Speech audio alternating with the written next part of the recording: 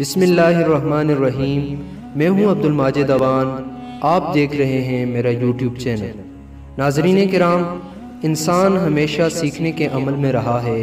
حضرت آدم علیہ السلام سے لے کر آج تک ہر انسان علم کی منازل طے کرتا آیا ہے، اور اس سے بھی آگے چل کر قیامت تک ہر انسان علم کی نئی دیواروں کا سامنا کرتا رہے گا۔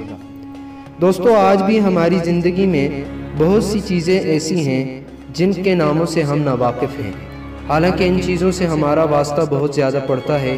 آئیے ان چیزوں کے نام جانتے ہیں۔ دوستو، کیا آپ جانتے ہیں آپ کی دونوں بہوؤں کی درمیانی جگہ کو گلیبیلا کہتے ہیں؟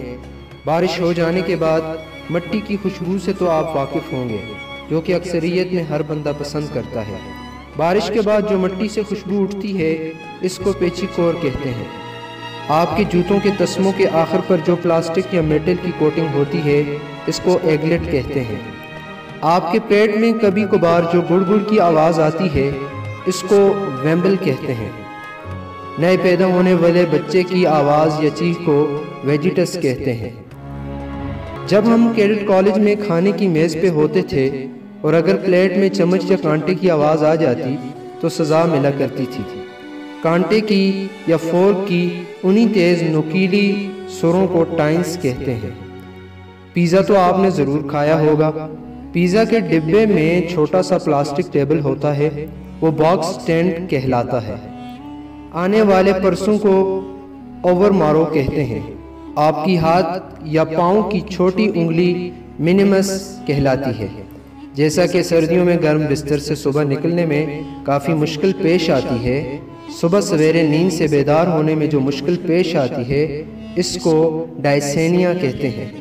آپ نے یہ مشاہدہ کیا ہوگا کہ ڈاکٹروں کی لکھائی سمجھ نہیں آتی یا کچھ بچوں کا لکھا سمجھ نہیں آتا۔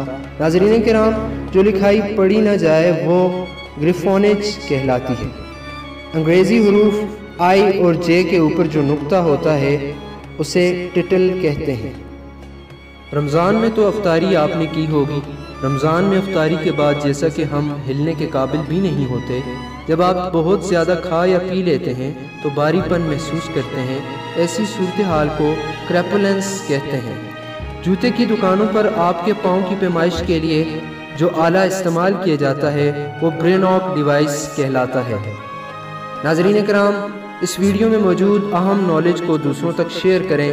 امید کرتا ہوں کہ آپ کو ان تمام چیزوں کے ناموں کو جان کے خوشی محسوس ہوئی ہوگی اور آپ کے نالج میں اضافہ ہوا ہوگا۔ اگلی ویڈیو کے لیے چینل کے ساتھ جڑے رہیے اور ہمارا چینل سبسکرائب کیجیے۔ والسلام، اپنا خیال رکھیے۔ پاکستان زندہ باد۔